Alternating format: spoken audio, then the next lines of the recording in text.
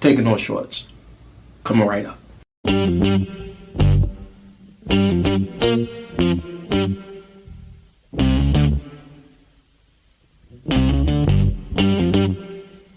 We talking about practice. Not a game, not a game, not a game. We talking about practice. Now I gotta talk, we all gotta be quiet. You're talking to the Rolex wearing, diamond ring wearing, kiss stealing, woo, wheeling dealing, limousine riding. I'm a man. I'm 40. And now your host, Taking No Shorts podcast, Jay Grizzy.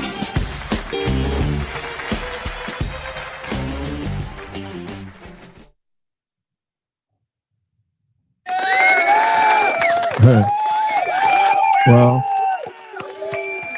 let's keep it going. Let's keep it going. Let's keep it going. One more again.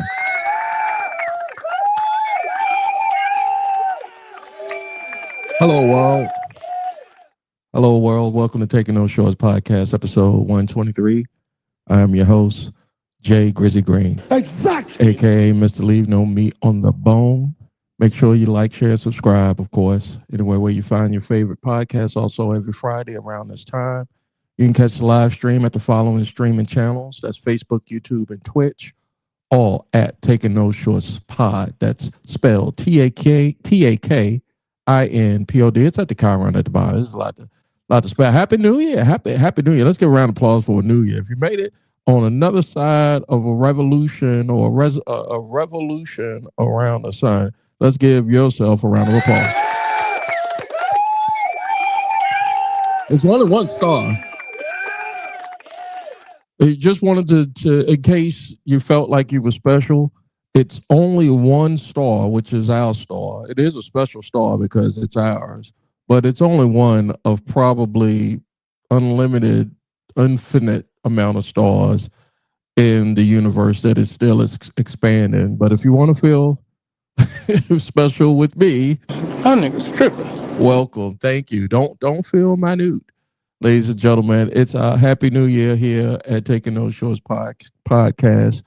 I want to let everybody know how to what we're going to get into tonight, because I honestly, it's going to be a hodgepodge and a smorgasbord of all kinds of shit tonight, because I was on the fence by even putting out an episode because it's the holidays, or at least it's the tail end of the holidays, and so I don't know how folks, with their social media behaviors, what they do on the day after New Year's, because I know I was on the fence, for real. I was just like, should I cuss? I even told my wife. I was just like, she could care less. She was just like, do what you want to do. And I was like, yeah, I think I'm gonna go ahead and do this, because I got a lot of stuff I got takes on that I ain't taking no shorts with. You dig?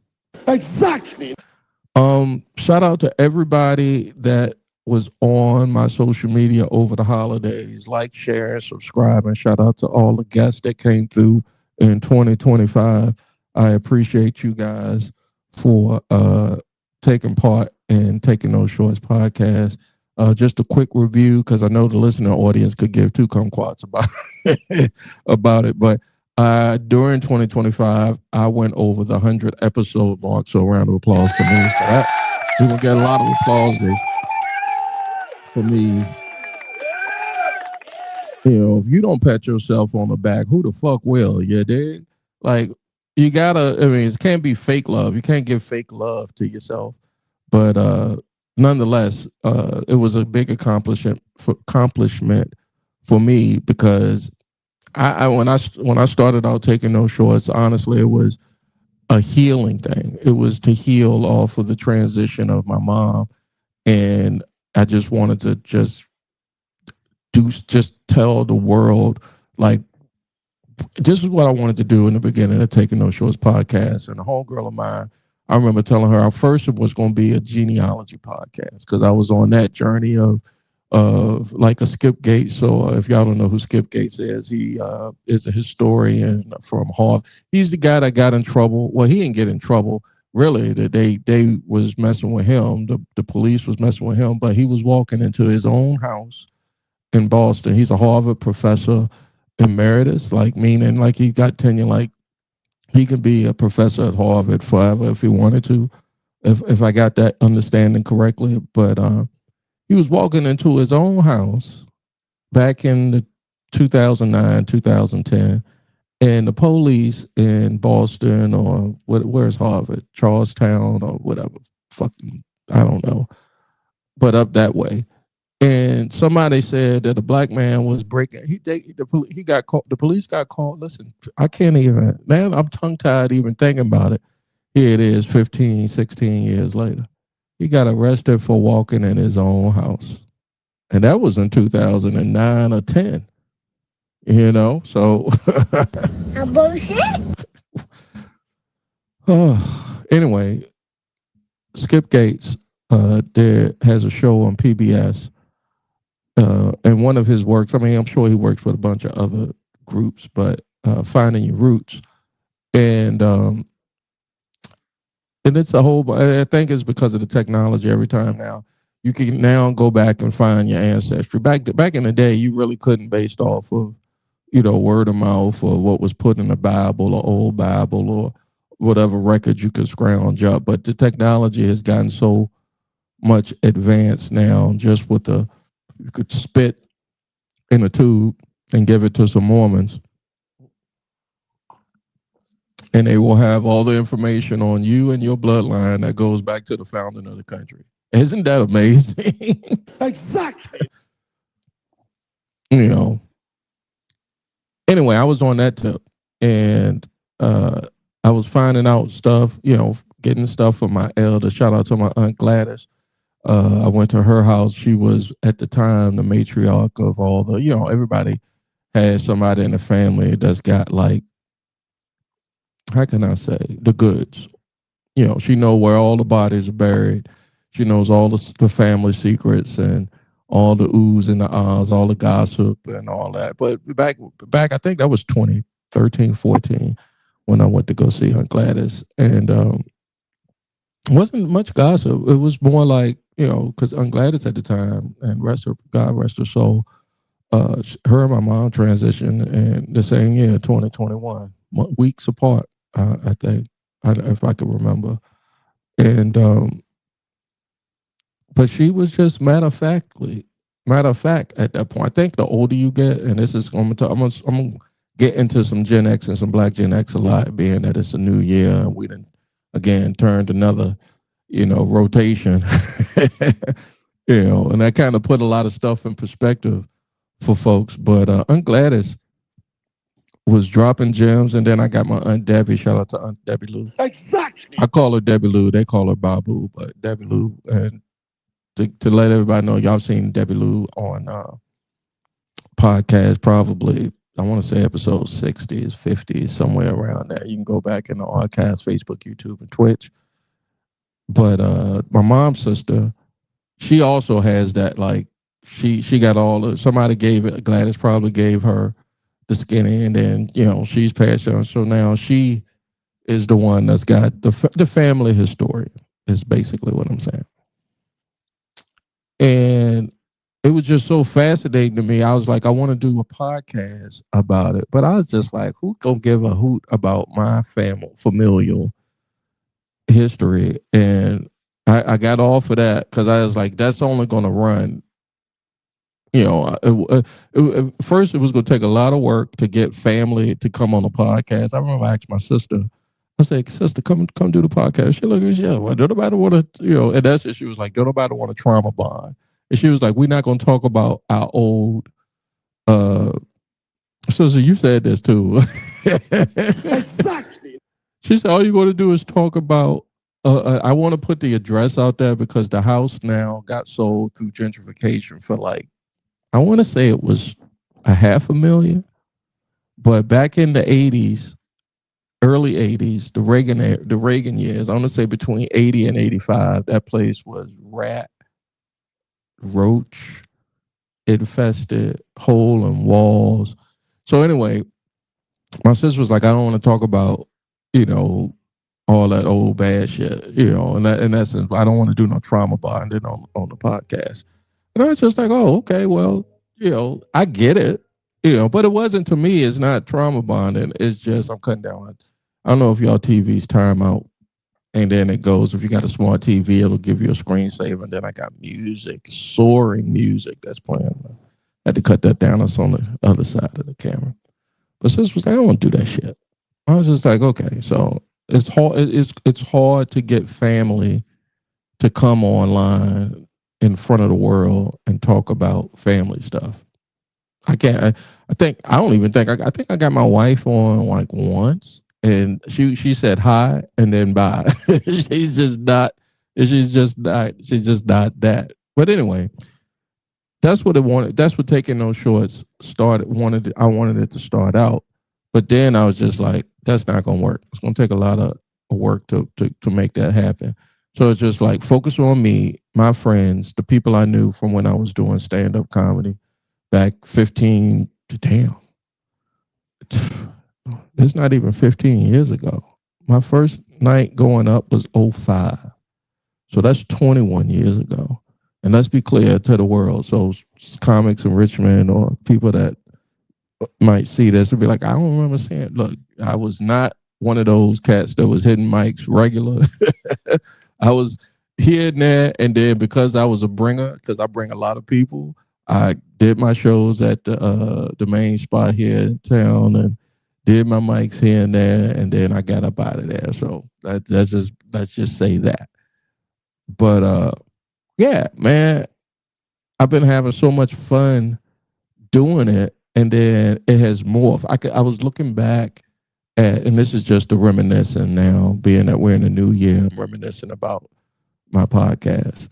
And I'll get into the right. So to let y'all know, we're going to talk about tonight, because I see some folks online right now. So let me know how y'all feel about this. If y'all going to hang around with me, I'm going to get into it real soon. How would you react if the internet or your social media went down? Think about it. How would you react to that? Y'all can remember, if you woke up one morning, probably over the last 5 years, and your social media was acting up because somebody got hacked, they got a virus, or went down, it did something to you. Exactly. You felt some kind of way. A bullshit? And A bullshit? that's what you were saying. That's what you were saying. That's what you were saying. But, you know, how would you react now if you couldn't get to your TikTok? Because they done almost made us feel obligated to use the shit now. Here I am.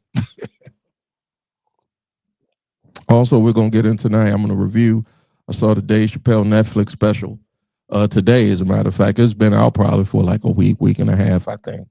I'm going to do a dad holiday gift review, and then just some Gen X and here as a Black Gen X reflecting on where we are today in 2026. So let me get back to that, reflecting of 2025. So some of the great guests and friends that I've had on here taking those shorts. I did a montage the best I could. If I left any guest of taking those shorts podcast out in my social media montage that I put up a couple of days ago, I want to say it was New Year's Eve or day before New Year's or 30th or whatever, charge it to my brain and not my heart. I had so much stuff on external hard drives and stuff I had to pull and clip. And, you know, this is a one-man operation. So let me first give a big shout out to my homeboy, 804E. And give a round of applause for E. Woo, God. When I tell you it's a lot of work to do edits, people don't understand. Honestly, the audience don't give a fuck, but people don't understand what it takes not just to put on a production such as this. They think it's easy. It's not. And people that are content creators that are dedicated to it on a regular basis, I salute you. Hats off to you for doing it. I'm sure there's a smarter way. I think I've gotten the smarter way of doing things now. As towards the back half of 2025, I started picking up some ins and outs of it, and I've gotten better. But it would not have happened if 804E didn't put me on some game when it came to this production, this videography, and this sound stuff. So thank you, E. I appreciate you, brother, for hooking me up, man. Also, the guests. All right, so, man, I've had, first of all, homeboy Marcus J. Let me give him exactly. Sucks. He hates the exactly. I'm gonna give it to him anyway. Marcus J. Anytime the bat signal went out, he came through. So Marcus J., if y'all don't know, is the founder of Legacy Internet Radio. They're archived now, but we've been politicking to get him back out in this podcast space because he was so good at what he did when he was doing it. Legacy Internet Radio has a long line of alumni, me included, of podcast hosts and personalities that was in this game before it really blew up right around I say podcasting really blew up around COVID because everybody was in the house and needed shit to do, creating content, but Legacy Internet Radio back in 2013, to be clear, was around before this content boom. So shout out to Marcus J. Anytime that went out, the bad signal went out. He came through, and as always, I am the Shawn Michaels to his Bret Hart. That's a wrestling reference. Shout out to B. B is my college roommate, 1/4 of the original Four Horsemen back in the early 90s when I was attending VCU. He is also the world television champ. And I ain't going to say a bunch of other things that B is, but B is one good MFing friend, man. So every time I call B, B comes through. I thank you, B, for being my friend first and then coming through. And B was out here on the ground floor of Taking Those Shorts podcast. He was here before episode 1 came out. And so I love you, B. Thank you, man. I appreciate you. I know you're going to come back down here. Let's go ahead and give another shot. I'm getting all this out early so I can get to the rest of the podcast. So y'all can let me know how y'all feel about what y'all going to do when this if and when the internet or your social media go down. Because I think if y'all was to say it in the comments, like how you really would feel, I challenge you to tell me how you would react if the social media, all your phone did was text. All your phone did was what those flip phones used to do back in the day. You could text, and you could get a call. You could read an email. You couldn't go online and see shit. You couldn't go on no social media. You couldn't post no pictures. The best you could do was you could download a ringtone of everybody getting a club getting tipsy. What is or I'm trying. Oh, yo, I remember, honey, my wife. I'm in the confines of my office, but I remember when I met my wife. This dates it, but she had a ringtone of Cassie of "Me and You." I think that's the name of the song. Matter of fact, just me and you. Now I've been waiting. Think I'm going. That's a. I don't even know when that song came out. It had to been 05, 06, so between 04 and 06, because that's when me and my wife was dating. And I remember she had that ringtone for me when I called. Lord knows now what that ringtone would mean, because I think Cass is a billionaire now, but she paid for it literally. I'm like, the jokes don't need to be said. But what y'all gonna do?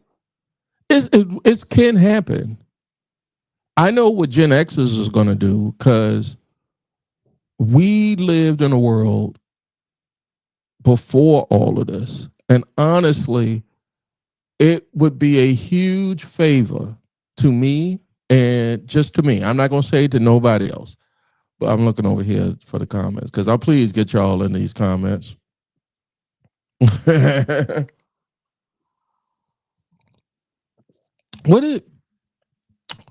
These bots, I swear to God, on YouTube is crazy because they'll come in. All right, I can't even believe I'm giving those dudes the time, or ladies the time, the bots the time. Let me get back to my point. What y'all gonna do when that internet go down? Because it might. It could go out. My shit could go dark right now. You better hope you got a what do you call it?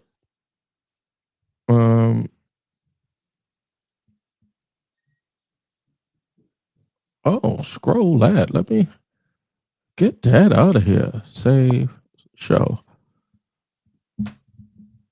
Sometimes I'm looking at the camera and stuff because I can see the stats over here. It's fucking me up because when I live stream, it's all kinds of stuff going on behind the scenes that y'all don't see and pretty much don't care. But it be some people that be out here wilding anyway, getting me off my square. What would people do if the internet went out? What were you doing before social media when you were doing when you were in the bathroom handling your business? What were you doing before you could pull out your phone, your legs get weak, and minutes go by of I never understood that. How people go in the bathroom and just lose track of time. Like my body's constitution never worked like that.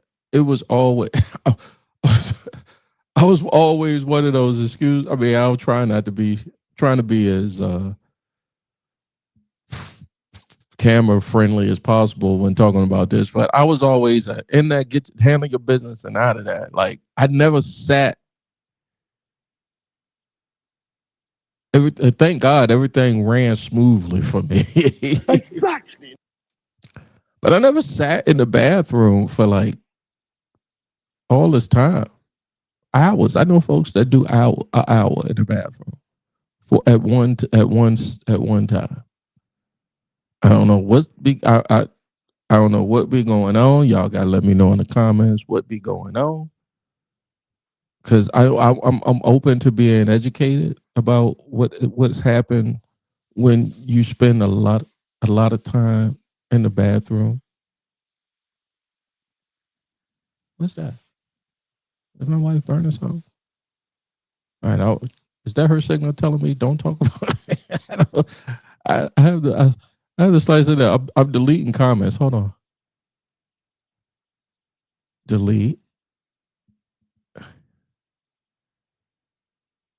You know how to say, yeah, delete. And hi, Joey. How you doing, Joey? Let's give Joey a shout out. Nope, Joey's got a bot name. So, and I don't pay for bots. So let me get back to this. I think if the internet going out, at least around here, is almost like earthquake.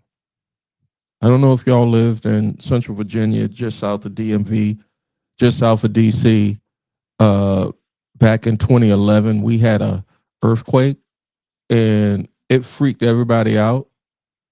And when stuff like, I think like that's like what would happen. It's almost going to be like a blackout, like the 77 New York blackout.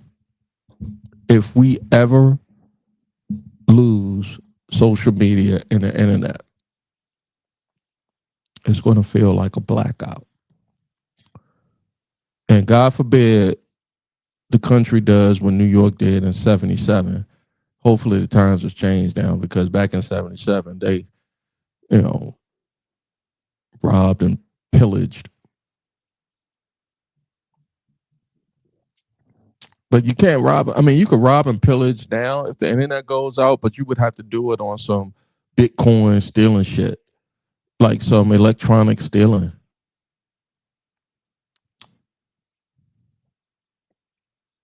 Yeah, it's. I would be okay, honestly. I would probably pick up a paperback book instead of reading it on Audible. It's not, it's not to say that because I'm a Gen Xer now, I'm anti-technology and don't like all of this new shit that's coming down the pike. I am. Me and my wife was talking the other day. It was like, yo, we got so many devices that distracts us, and just wait when the robots come out. You could get a robot helper to fold your clothes, and some folks are gonna finance that shit. Exactly. They go find some type of financial instrument for you to finance a robot to clean your house. Think about that. And it's people that have been experiencing life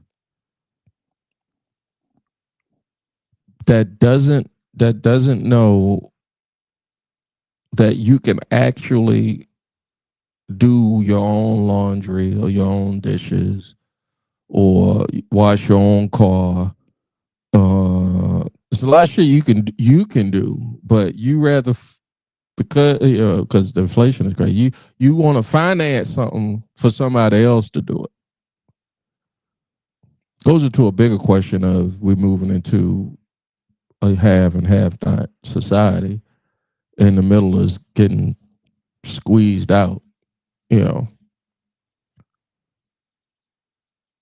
it's kind of I don't want to say the word scary because I don't scary. Fear is something I definitely have grown away from. You know, as I've gotten older, I feared less.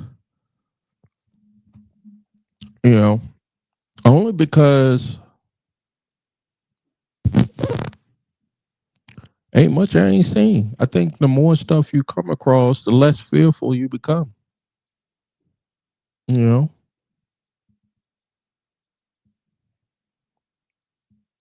yeah, these motherfuckers. I wish I could know. I'm not saying shit to you.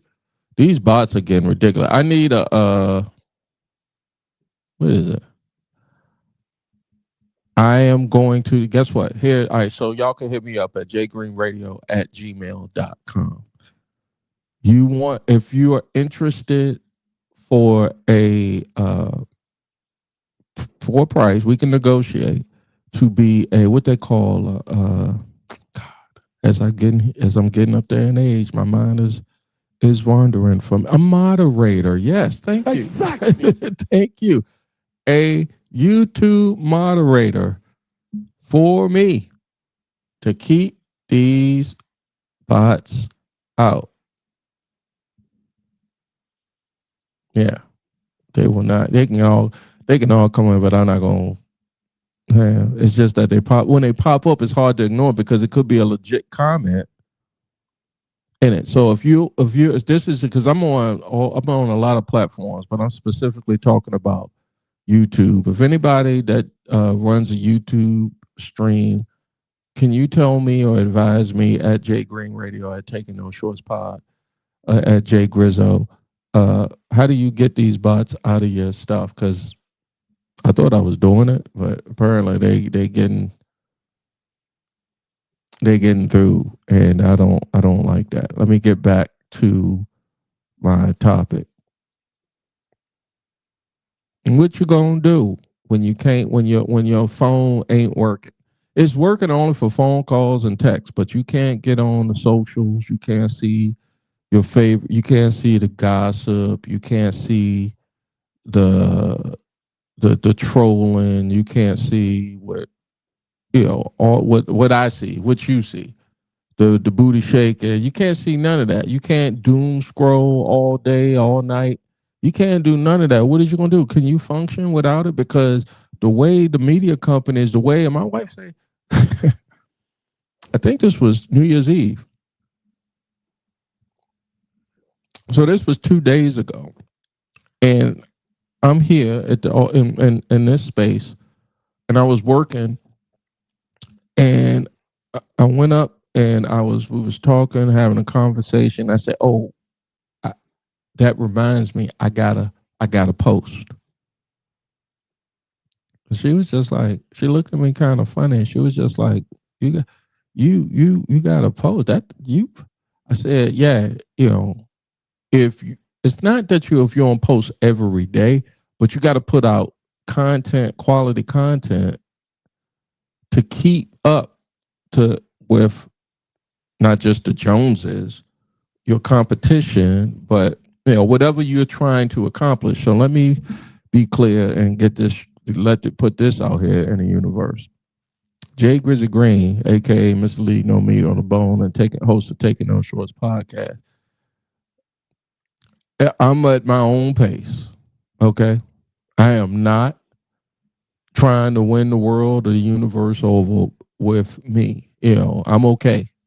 This is not my only hustle or my only project in life. I'm a husband. I'm a dad. I'm a anyway. I'm a lot of things. So this is to some people. This is they only hustle. This is the only way they know how to get money, and I ain't that guy. I ain't nah. And I think you can tell. Like some people are addicted to fame, and some people are addicted to the hustle. Some people are addicted to money. Like, and neither one of those are that on me. Like I was, and as much as I tried to dip in and out of, maybe because I failed, Exactly. maybe because, or not failed, but maybe because I'm not good at it enough. Yeah, but I would never, once I got into the entertainment or the show business game, and I started seeing like what it took to succeed at it, I'm like, oh, y'all some special motherfuckers. Like, yeah, y'all willing to do this, that, and the third, and not to be on some, Illuminati type shit, but some people are willing to sacrifice a lot of stuff. And the way my life was as a teenage parent, so at 17 is when I had my oldest son, and that was my first priority. Whatever I did, whether it was when we had him, when I moved out of Virginia, when I whatever I did, the first thing I considered was, hey, I got to take care of another human being, my child, and everything that come with it. And then I know people that and I was a kid, but there are people that wasn't even in my position that had kids, and as adults was like, oh, fuck them kids. Exactly.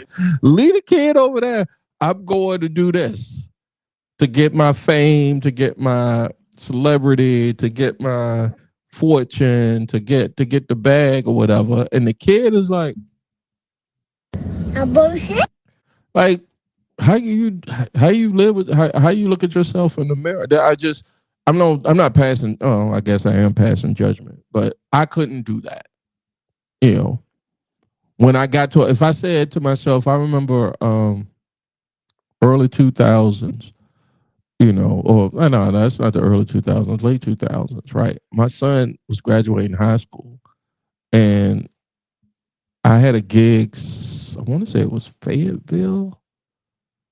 Well, Fayetteville. It was somewhere. It was some country place between here, RVA, and Fayetteville. But it was in North Carolina, and it was on the way. And I could have been like, I could do that, stay there. I'm not doing all that. When I could just enjoy. I mean, so you have a choice. Sometimes it's a choice. Sometimes it's dedication to the craft.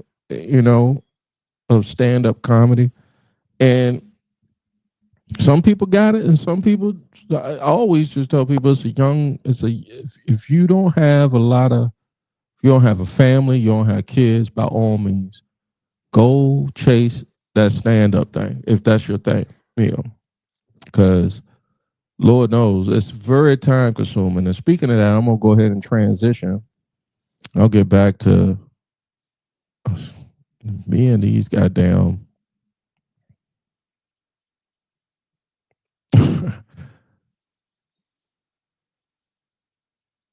where'd it go?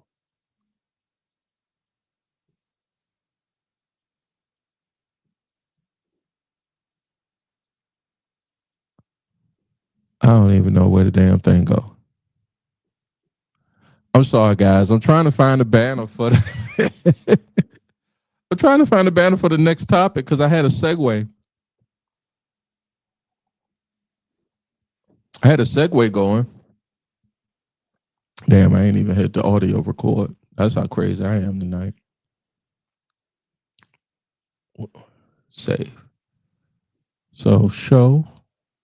Okay, there we go. I was watching I got Netflix. Let me first say I'm probably one of about 3 motherfuckers that ain't into Stranger Things. I know.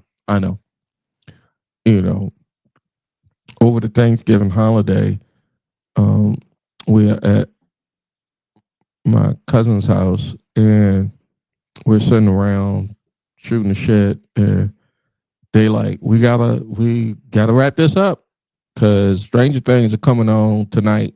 I think it was Friday, the Friday of Thanksgiving or Thanksgiving night, or the new season.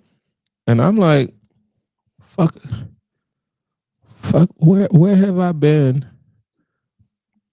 Well, that's a Rihanna song. Where have you been all my life? where have I been all the Stranger Things life? Like, where was I? Because when I did see like previews and come across my Gen X, eyes about Stranger Things, I thought it was like the Goonies. Exactly. Except for it was a sci-fi. It was more of a sci-fi Goonies, and I'm grown out of that. I'm not into that. That's a bunch of kids doing some sci-fi shit, like some X-Files for kids. I might be wrong. Y'all can tell me if I'm wrong in the comments. I'm okay with that. But that's what I thought it was. And then I think it's been 5 or 6 seasons because I asked my niece at Thanksgiving. I said, I'm one of those people that if I don't catch a series in the first season, I'm probably not going to catch it. Exactly. Because if I catch it mid-season, like season 3, it's not the same as watching it from y'all can agree or disagree. It's not the same as watching it from season 1, like Sopranos. I'm dating myself, of course. Season 1 to the end. The Wire, season 1 to the end. Curb, season 1 to the end, and that's not even episodic. That's just different. Anyway, I'm not into Stranger Things. I want it to be, and I want to be now because the buzz, everybody's saying like this is season 5 or 6, and this is the last one. Oh, another one of those, Game of Thrones. Not into it. Couldn't be into it. Bullshit. I tried to pick it up mid run, like season 6, and then it wrapped up. Like, I don't know when it even wrapped up, but I tried to pick it up, and I just like, I didn't catch it from the beginning, so I can't cheat myself of the experience that everybody else is speaking on.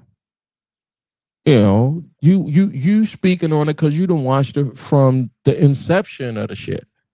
How can I, somebody that, no, not doing it. And by that time, my black ass done missed the whole fucking thing. And it's okay. Now, if I sit back and bake myself and pick some, my life don't work like that, where I could just sit down and binge watch myself 4 seasons or something to catch myself up to something. If y'all do, God forbid, we are cooked. Exactly. We are cooked. If people are sitting back, Netflixing and chilling for 5 seasons to catch up on something, it's a lot of production, a lot of brainwaves going to waste. Anyway, I watched Dave Chappelle today. I'll say this.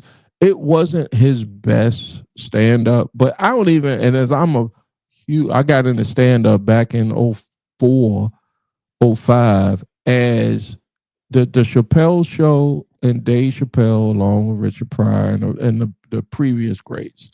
But mainly Chappelle's show inspired me because, and then Antoine Scott, by the way, Exactly. as well. So let me get Tony his flowers. Inspired. Yeah. Inspired me to want to be a stand-up comedian back then because I saw people who looked like me that made it look, and that's how good they were even back then. They made it look easy enough for me to say, oh, I could do that shit. And I tried and I tried and I tried. But that's like that's how good. That's how you know somebody's good at it. They make you think. It looks it looks easy to them. It looks natural, And so, yeah, I'm still a huge Dave Chappelle fan. I think he's a brilliant artist. I don't even call. I mean, he's a comedian. Yeah, he tells jokes, but he's like how can I say? How can I talk about Chappelle? Like Dave Chappelle is like what do you call Mark Twain? Because I think he won the Mark Twain Award, which is like Mark Twain is a 19th century humorist or satirist or essayist or social commentator or raconteur. I'm trying to think of all the words to describe what Dave Chappelle is for this day and age. He is all of that and then some. No, not that one, Westbrook. Let me get back to the right parts on the board. To me, because he is commenting and holding the mirror up and just doing a wonderful job. Because I don't think this stand-up special, a lot of his latest stand-up specials, I mean, when you get to his level, in my opinion, and this is just me being a critic, and first of all, I'll take that back. I don't want to be a critic. It's just my opinion. I can have an opinion, goddammit. On my podcast and all of that. Y'all can miss me with that bullshit. Right. Sip drink. Gotta stay hydrated.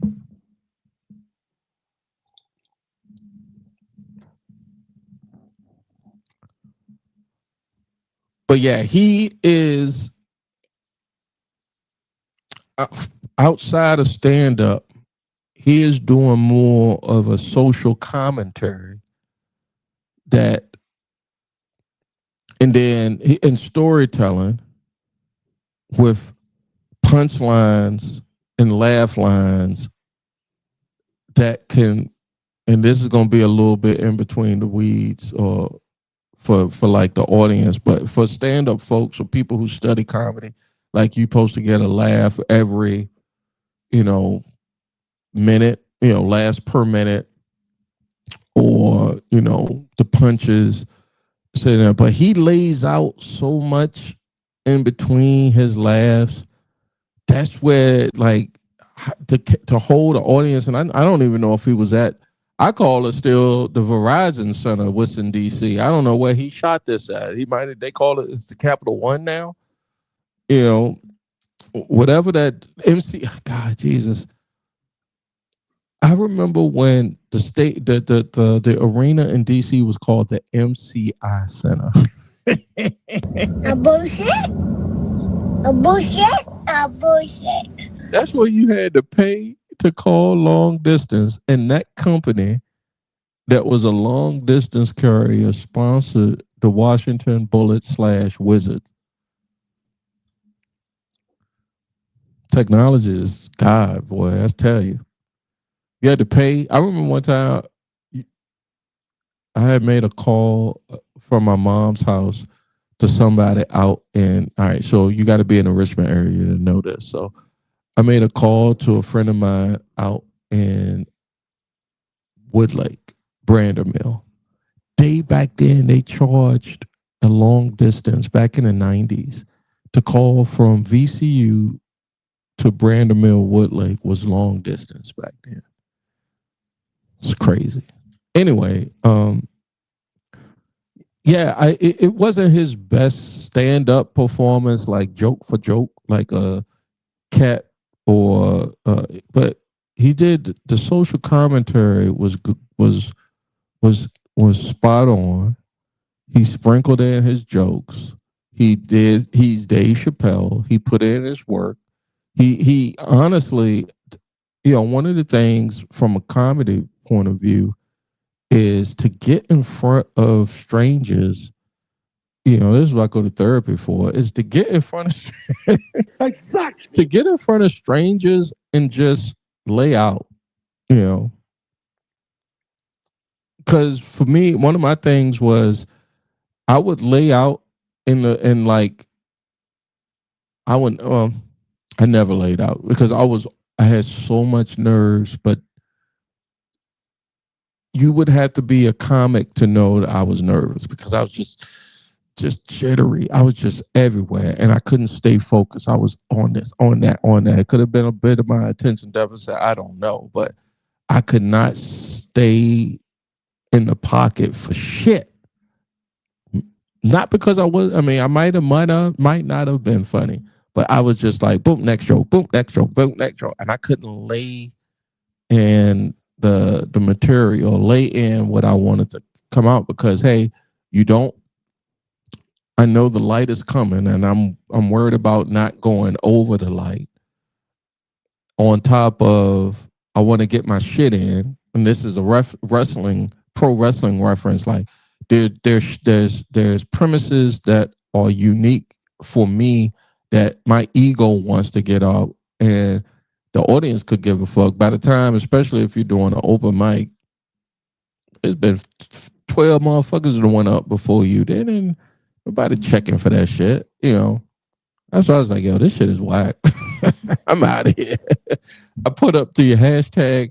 The podcast is comedy adjacent, right? Exactly. It's like, yeah, I know about I know all about it, and I know all about stand-up comedy. But I'm just comedy adjacent. So I give respect to stand-up comedians that's out here, whether they open micing, whether they featuring, whether they headlining, whether they trying to get to the bag, trying to big up their name, especially in this social media age. Round of applause for all those guys, right? I want all you guys to win. I want you guys to come on Taking No Shorts. Kick it with me, whether it's here, whether it's there, whether it's out here, whether expand on your art. I'm a fan, so that's why I'm still in the space. But yeah, man, Chappelle ended it crazy. But I mean, I don't know who. That's another thing. Like, who you writing with? Who's in your circle to a comic? I think I forgot. The Comedy Bible says you got to find like I'm not saying the exact thing, but you got to find a comedy cousin or a comedy buddy, like somebody you in kindred comic spirits with, to bounce shit off of, or to write with. And that's one of the things being I can't say I was antisocial. It's just I don't fuck with it. I just can't fuck with everybody. There's some motherfuckers I think is corny, and some people think I'm corny. So so it's a hard space to be in to find that comedy synergy with anybody. Friendship, that comedy friendship or comedy respect with somebody where y'all can just bounce it off. But whoever's around Chappelle, he has his own greatness, but whoever's around him because I'm sure he ain't doing that shit. Right? No comic at that level pulls it off by himself. But he's got a good team around him. So, I encourage everybody to watch. It's not his best, but it was good. It was just not his best. He ended it with a weird way, a creative way of being political but not being political, because in comedy, like, unless you at that level, you really want to stay away from politics because it affects your growth. But he don't give a he Dave Chappelle. At the end of the show, he say he rich, bitch. So it's like, he was like, yo, there's gotta be, I'm not even gonna ruin it, but I thought that was brilliant the way he set it up. It wasn't even a joke. It was a joke, but he set it up, he delivered it, and it landed for me anyway. Let me go ahead and get to the tail end of the podcast. Let me know, everybody, in the comments how y'all 2025 was. Who could debate? No, you can't. I'm not even going to ask anybody. And I'm not going to say any regrets because I don't want anybody to be like, I regret this, I regret that. But what are you looking forward to in 2026? And if you're a Gen X, or meaning you were born between 65 and 80, really 65, 78, because them late 70s, them Zennials are special. That nigga's tripping. I saw this post. I saw it a lot online over the last couple of days. But we are now in the second quarter of the 21st century. A bullshit?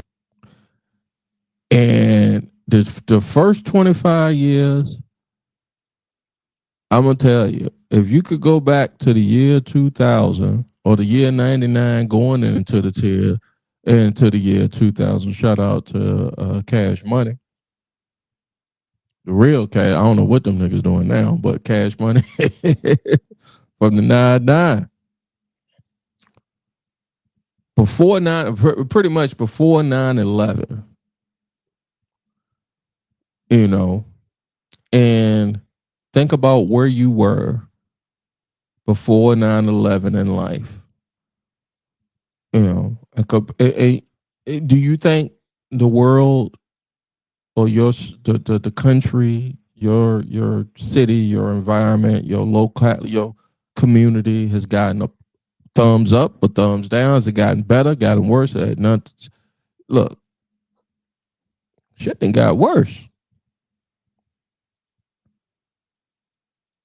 In the last, we cannot run back the second quarter like the first quarter. If I had to use a sports analogy, you did? Exactly.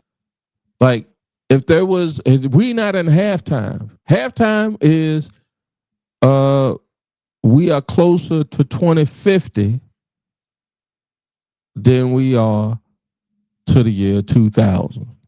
Let that sink in, goddammit. Talking about practice. Not a game. We talking about practice. Not a game. Thank you, Bubba Chuck.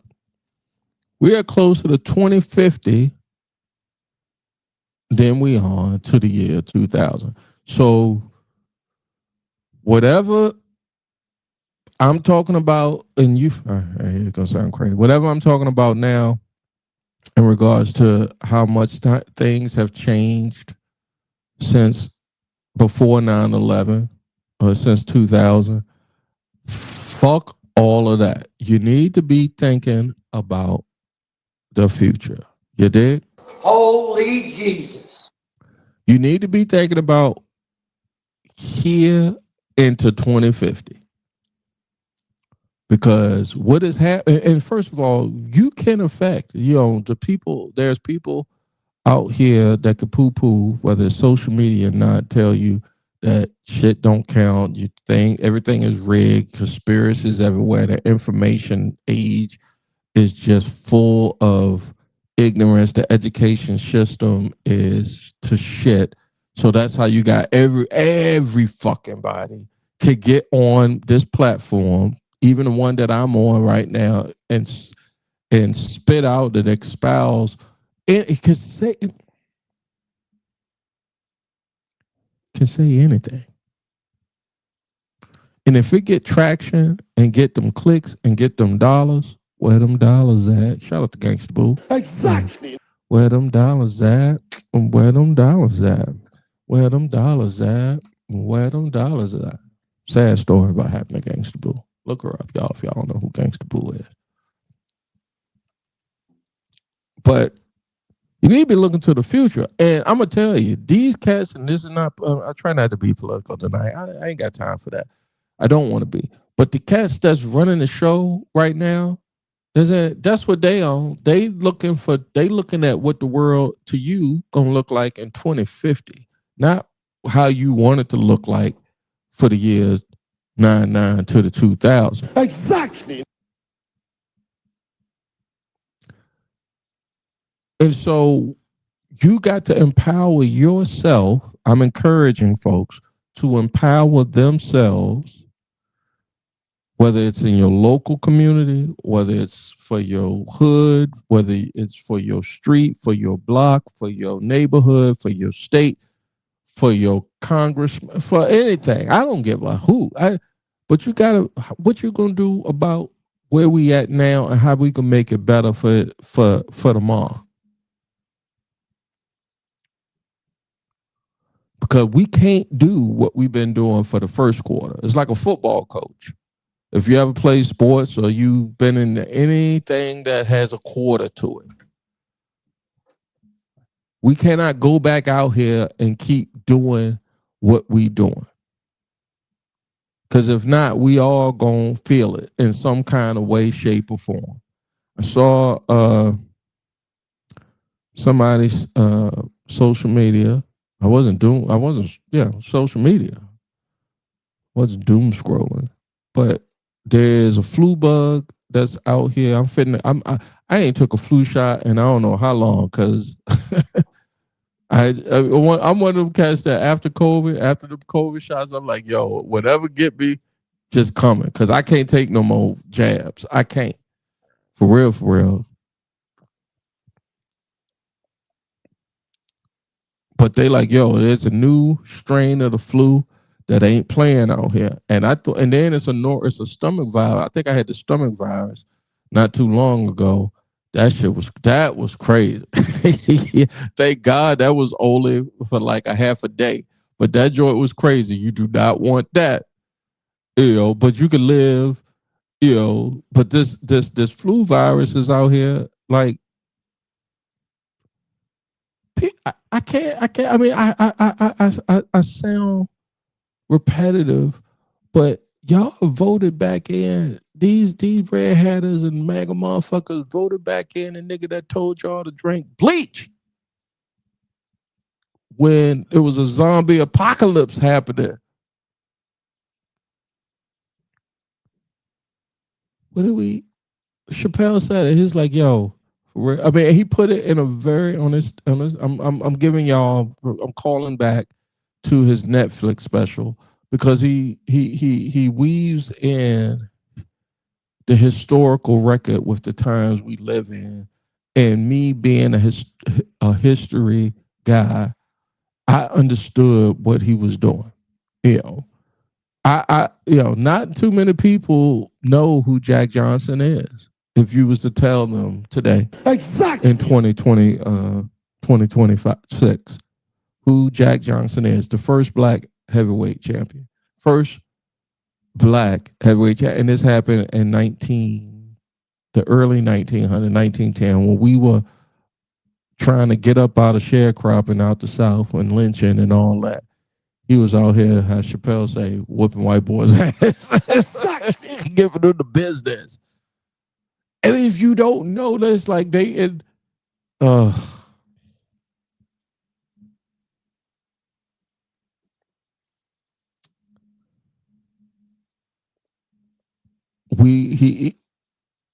got in essence the last 10-15 minutes was hey, we got to get through this, and the only way we're gonna get through this is together.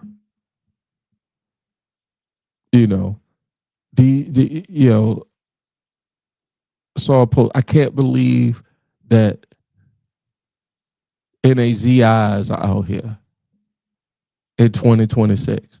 Like, yeah, they ain't never left.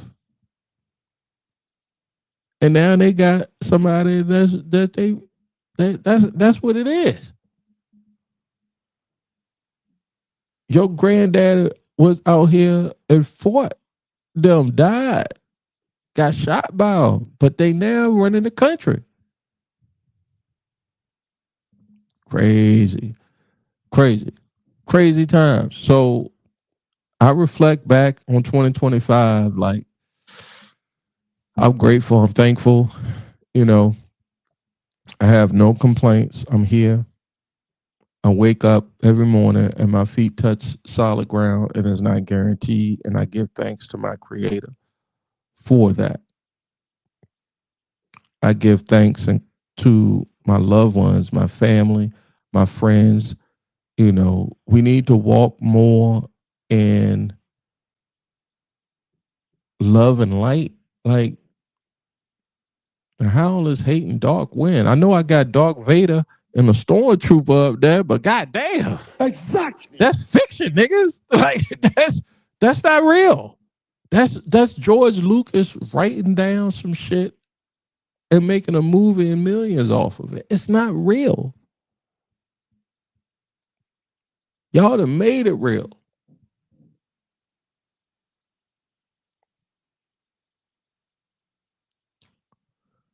We are closer to 2050 than we are than to the year 2000. So think about your future, which means if you got children, you think about your kids. You think about the world that's being left to them. You and I are not going to be here forever. As much as that dude that make electric cars is trying and the oligarchs are trying to find some infinite way for you to be around, ain't gonna happen. You can, if you believe that, I got some shares or some bullshit A bullshit? to share to sell you. You dig? Like it's not gonna happen. It's like in a Star Wars thing where the new Star Wars way. Well, really, it's not the new. It's the old. Well, it's the new. The old. Well, the prequels. Darth Plagueis, right? Star Wars nerds work and everybody else set me up. He tricked Darth Vader, who was before Darth Vader. He was Anakin Skywalker. He tricked Anakin, the Emperor. He tricked him by saying, I can show you how you can get to eternal or bring back the dead, in essence. And Anakin was like, because Anakin don't know nothing. He just know he loved his lady. And she passed during childbirth. So whatever he could do to get that woman back to him, he'll do it. He'll cut a nigga. He'll do it. But it take a wicked person to warp that, you know? You got to be wicked to warp somebody that's trying to getting back what they loved one. And that's what the emperor did. And so that's all fiction that was written down in a script and they acted that out, right? But except for MAGA believe that shit. They believe that you know, the National Socialists believe that shit. But it's make believe. And they world will come to a poof, a big poof.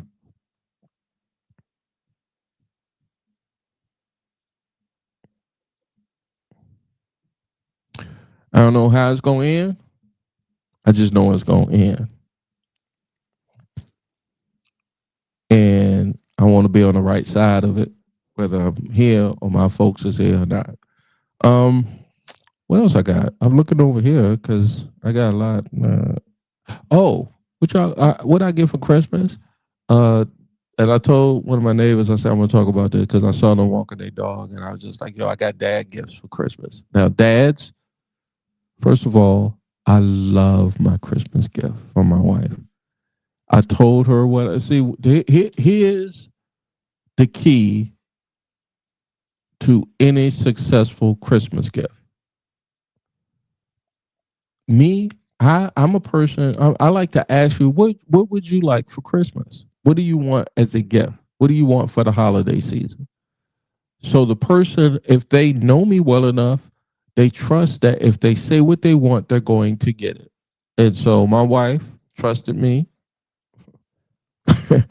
enough. And she asked me, I said, well, man, I done wore these house shoes to the nub.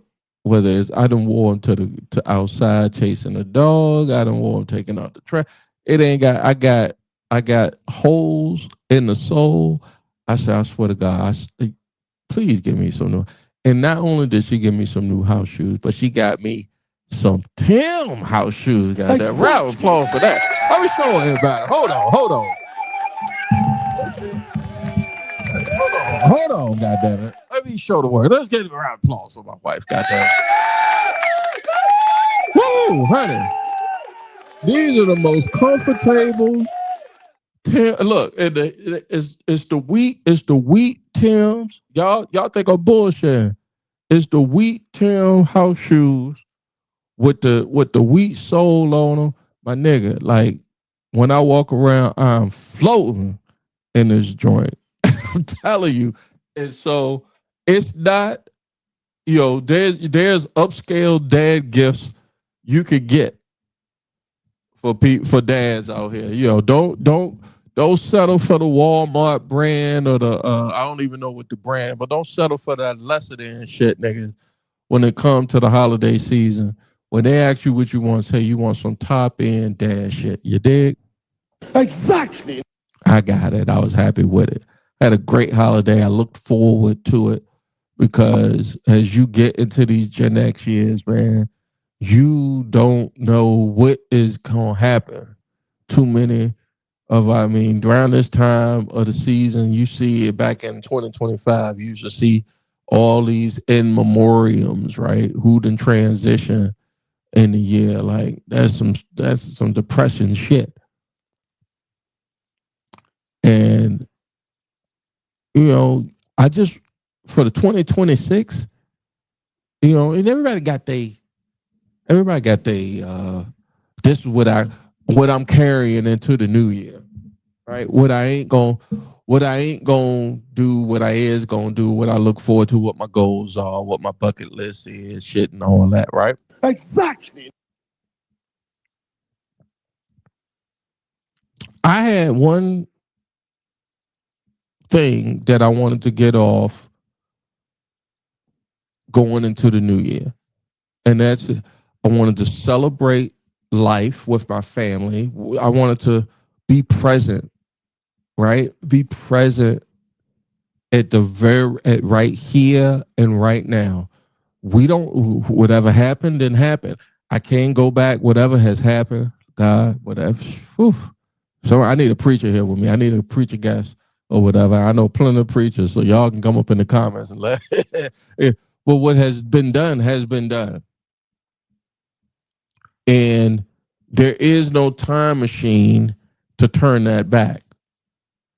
But what we can do is if we got around another revolution of the sun, is we could say, hey, I'm present here. I'm here right now. How I think Dusty Rhodes did it. It's a promo. I'm a big wrestling fan, so exactly. That's the Iron Sheik if you didn't know. But Dusty Rhodes did a promo. I want to say it was a Hard Times promo where he said, I'm reaching out to you. That's how I feel when it comes to like New Year's resolutions and growing middle-aged and being a Gen Xer and seeing folks that you care about and that you love transition. Me and my wife was talking about how it happened yesterday.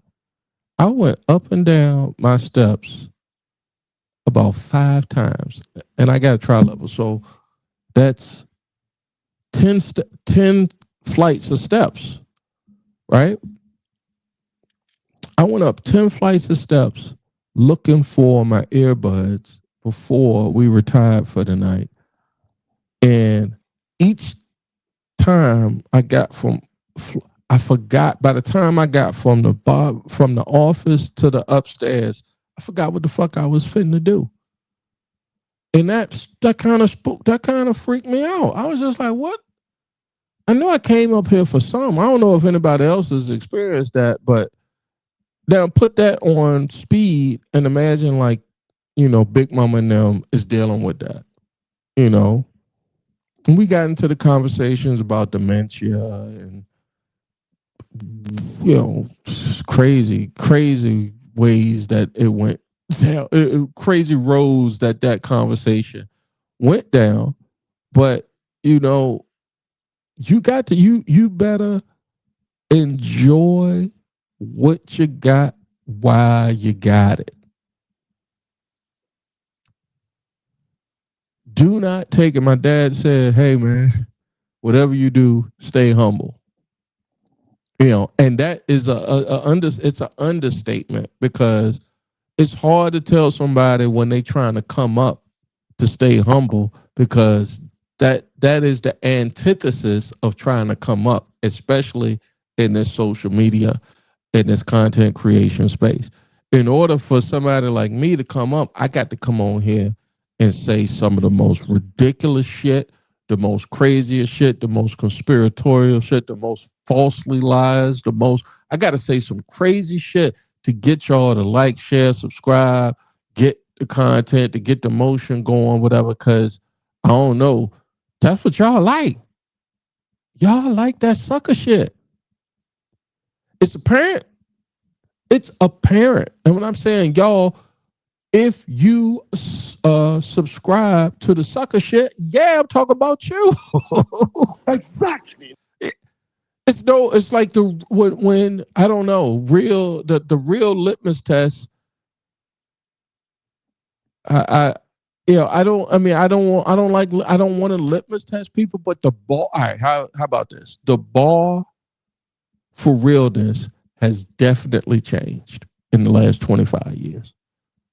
I remember the first time I got on Facebook. It was 2000 and I want to say it was 8, no, 7 or 8. I have to go back and look. It was 2008, and it was on the recommendation of a friend. They said, "Hey, you might want to check out this platform, this thing." When I think I had a Motorola flip phone or a Palm Pilot back in 2008, 2009.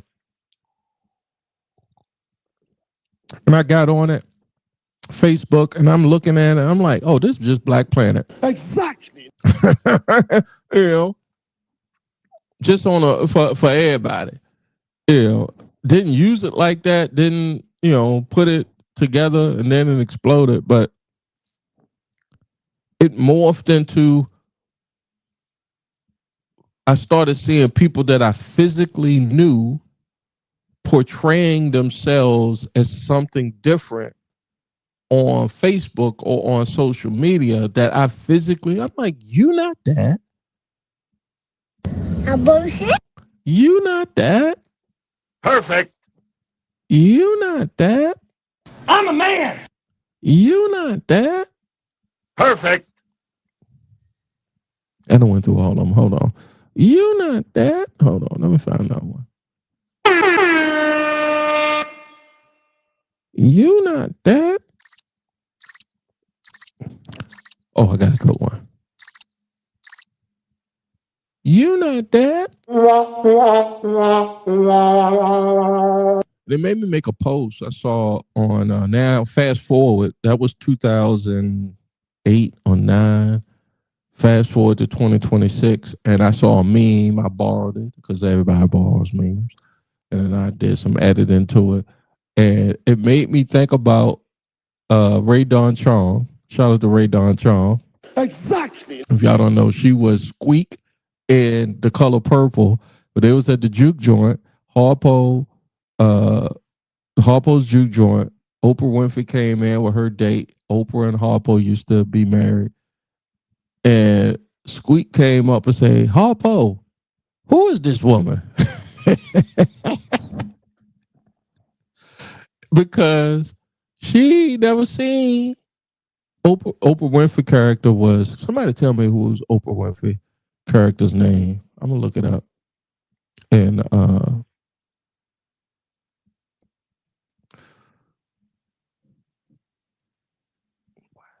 where's my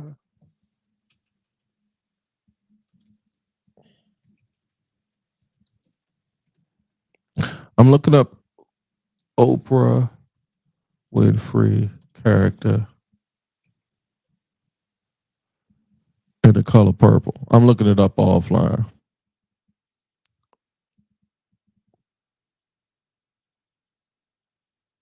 Bear with me. I know silence is deadly for a live stream, but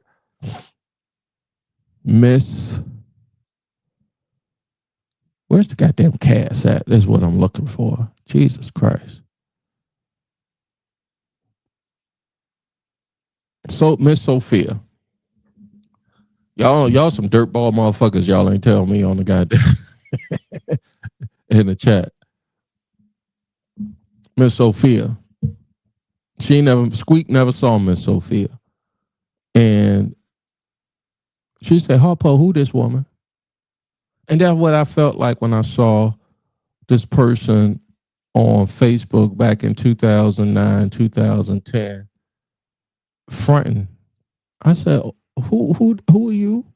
Did you could have changed since 3 days before I saw you. I was like, yo, you Perfect. Bullshit. Yeah, you a whole Bullshit. Yeah. I'm sorry, baby. You a whole different motherfucker on this internet thing. And that's when I said, oh, this shit is tricky. This is very tricky. Because you can be online and you could be whoever you want to be. Hell, the damn who you really are. You know, I ain't do no judging or nothing like that. I just say, okay, it just reveals. It's just like I told somebody in the men's store the other day. I said, money just reveals who you are exponentially. Like if you was an asshole, if you got money, you came into money, you're just going to be a bigger asshole. If you're a decent person, regular human, it's not going to do anything. It's just going to make you. If you got a benevolent heart, if you come into say you won the Powerball, that benevolence is going to show based off of how you live your life, not what you do with your money or your wealth, but how you live your life. And so this social media thing, that's what it does. Like what you do with it is for me, for Jay Grizzy, for Jay Green, host of Taking No Shorts podcast, social media is like what you are if you would have won the lottery. Like you just exacerbate yourself because it's just my interpretation of fake motherfuckers. People can say, well, you do Taking No Shorts podcast. You got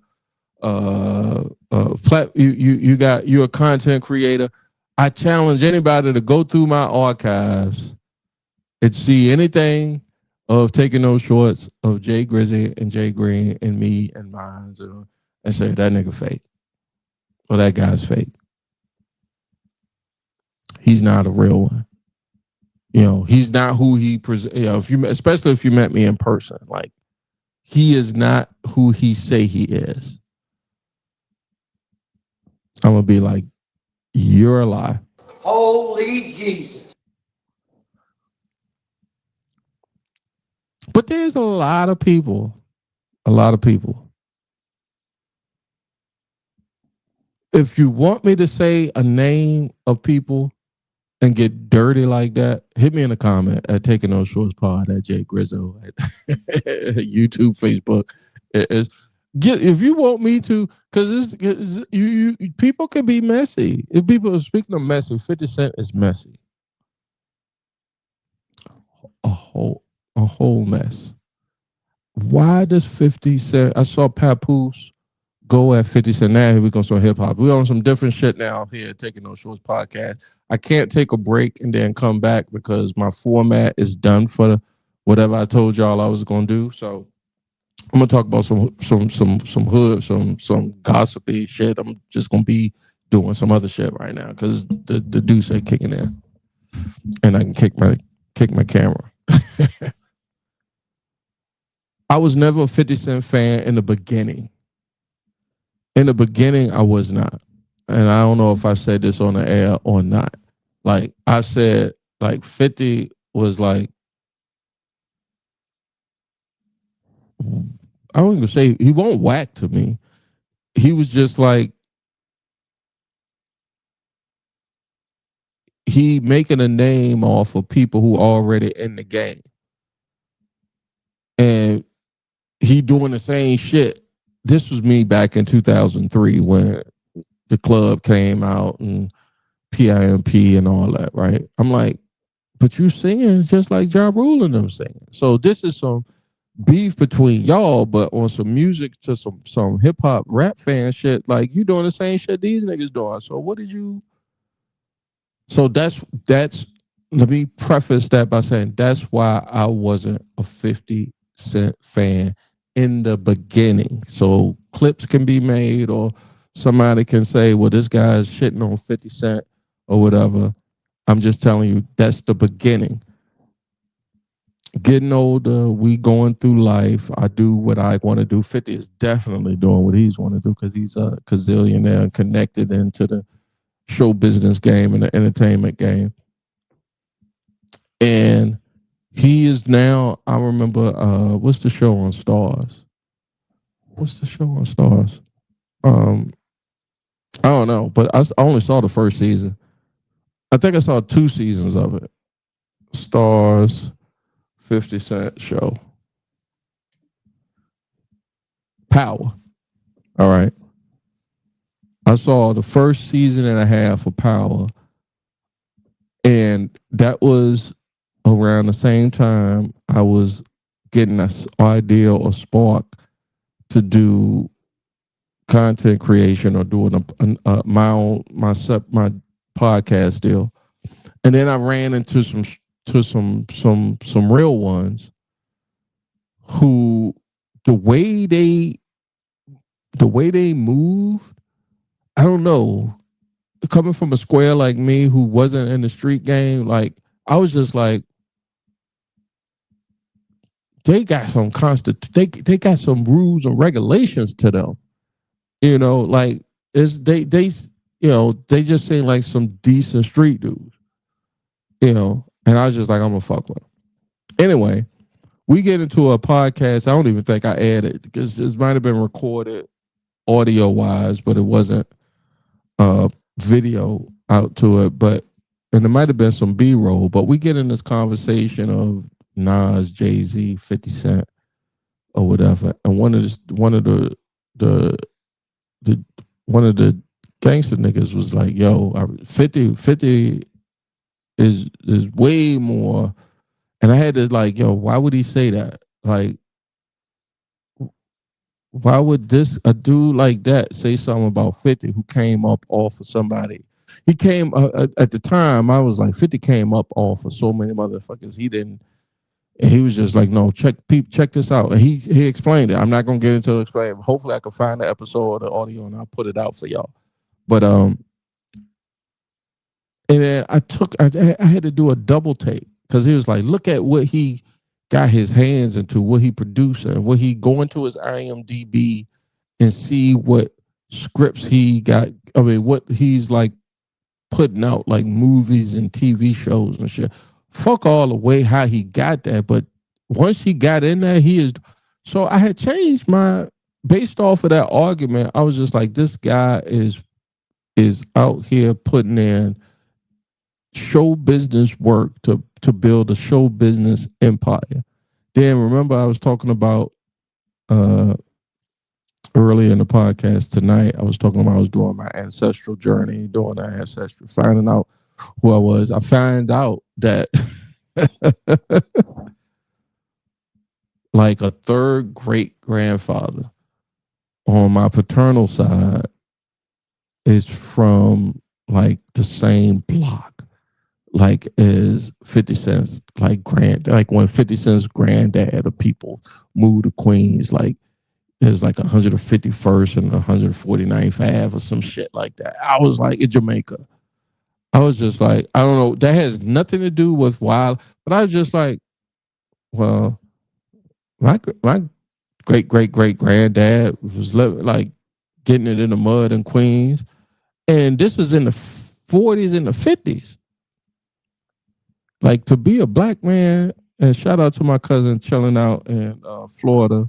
Shout out to Walt Evans. Round of applause to you. Salute, cuz. He come from that line, doing it big down in Florida. He is probably a gazillion type black belt. Will fuck you up in a minute, look like. But I don't know, I just started looking at 50 different from not from an artist point of view, but from a how can I say, from a executive, like somebody that's putting people on point of view. And I was like, yeah, he's doing it because how the methods of how he do it, I don't care. But he's making boss ass moves as far as owning his productions and all that through Power. And I think he did, like, I forgot the other one, Raising Canaan, book 2 and 3 could go. Look, I'm looking at it down here. He got Ghost, Raising Canaan, and now it's Power Book 4, Force. He's executive producer on all that shit. Probably, and got his hands silent or not and some other shit. And so for that, from a business point of view, I started respecting him a lot more. But now he back into this whole tit for tat shit with like Mano and Jim and rap, like Mr. Petty. Like, I don't know, 50. I guess, how can I say this? Because I take that back. Let me stop being a hypocrite. Because I could be petty. And I could be petty for less than what 50 Cent is being petty for. So That nigga's tripping. yeah, I'm tripping. I'm tripping. Go do your thing, 50. I'm not hating. I'm in your corner, bro. Go do your thing. Fight these haters off. Get your money. You know what I'm saying? Like, where's my notepad? I'm running out of shit. If that's the case, then let me wrap it up. Oh, wrestling. Yeah, I'm gonna lose a lot of people with this shit. I ain't watch pro wrestling. I shout out to Mark. Mark was like, yo, in the group chat, you can watch John Cena retirement. I watch John Cena retirement. It's not, it don't hit the same. It just don't. It don't, nothing in pro wrestling hits for me. I don't know why. I'm gonna be honest. I'll know when I see it that it get me back. But ain't nothing probably since the Final Boss Rock came out for that WrestleMania promo like 3 years ago. Nothing gonna get nothing that shit that. So I don't watch it because everything is going to streaming and pay for streaming and shit like that. But I don't watch it. And when I do catch it in my sphere, like, it's garbage. A couple of cats I rock with, but a couple cats, not even a couple. Couple cats is, if I see it, I'm like, oh, okay, he looks like it. But I'm not interested. I'm over. It's a shame to say. That's how pro wrestling has done me. I'm over it. Like, I don't want to be the old guy to say I'm over it. Do I look old? Y'all can hit me in the comments. Am I old? I'm old. I know my nephews, when they get this on TikTok, when I clip it up, they'll be like, Uncle Jay, you old. Well, guess what? That's okay. It means something. I'm saying you got to have a value for it. And I don't think the youngins got value, or, to be fair, we took the value away from them. We took the value out of it, and we've cheapened it of everything for them. So let's give them value back. Let's let them let's make them appreciate, teach them to appreciate some stuff and respect some stuff. Yeah, dude. That's going to be it for episode 120. What is it? 123? Yeah, it's 123. I ain't I ain't even get a chance to finish my. It's a new year. It's 2026. I've seen a lot of folks on the stream tonight, and I appreciate you. I do. Thank you. Do me a favor. I'm going to do a Dusty Rose promo for a second. If you're interested, we'll reach out to you. Do me a favor. If anything you saw, liked, felt, got into your soul, made you move, daddy. I can't cut a promo like Dusty Rose. Share this podcast. Will be so much wonderful. Give me a like. I just take a like. A like don't hurt. It don't do you no good or no bad to give me a like. It does you a lot of good, but it doesn't hurt you, is what I'm saying. It hurts you none to just say like. Even better, comment on something. Comment on my dusty plant over here. I got this dusty plant. My wife and my mother-in-law went to one of the home goods places, and I was like, "Oh, I need a fake plant for the set." And they did a wonderful job. Thank you. I love them. I like my plant. I'm setting up tonight, and it's got a dust caked up on the leaf. Y'all can't see it. If you zoom in, you can. But if you're a stickler and a producer like me, the dust on that thing is this caked up, and I got a dust over there, so I got to clean that shit up. Weather permitting, I can go back out to my. Matter of fact, might be next weekend. We might be in the other studio. Right now, we're in the office of Taking No Shorts podcast. This is a feel good stream here. Man, I wish I could stick around. But look, do me a favor, guys. Like it, share it, subscribe. I would tell a friend, share it. It's okay. It's not gonna hurt you. It's nothing wrong with you doing that. It's not. You don't have to vouch for me. I mean, do me a favor. Just share the podcast on your platform and say, I don't vouch for this nigga. Just check it out. I'll do all the explaining after that. I'd be like, they did it because I asked them to. Just put it when you share this podcast, say, I'm doing this not because I like it, but he asked me to, and I'm just a good person. That nigga's tripping. I'm just a good person, and I want to share this guy's podcast. And then that way, he don't have to keep doing it. He don't have to keep shilling like this, right? All right. Well, I think we're going to wrap it up because I got some dinner to eat, and I'm so hungry. I thank you guys. Hey, I hope you guys I hope you get everything that you want in 2026 and beyond. I truly mean what I said earlier in the podcast about, you got to take care of each other, be there for each other. We'll get through this. It's only 2026. We only got a couple more months. Well, that's not a couple more months. Let's say 28, 2.5 years, yeah, we got some months. We got about 3 and 12. It's 36 months. What's time? That nigga's tripping. What's time? Depends on where you're at. It's all relative, what Einstein said. It's all relative. I know one thing about time. I ain't going to take no shorts with it. I'm going to live every day of this thing to the fullest, to the best I can do.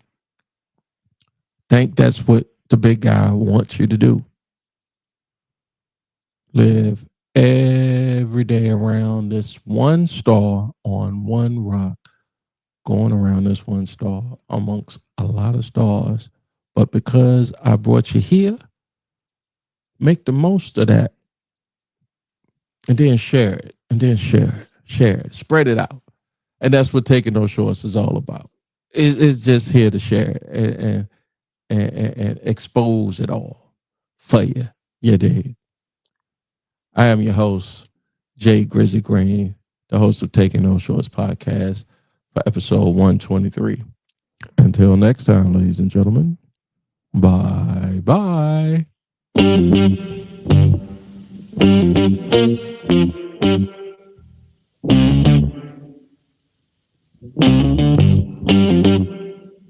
We talking about practice. Not a game. We talking about practice. Now I gotta talk. We all gotta be quiet. You're talking to the Rolex wearing, diamond ring wearing, gift stealing, wheeling dealing, limousine riding. I'm a man. I'm 40. And now your host, Taking No Shorts podcast, Jay Grizzly.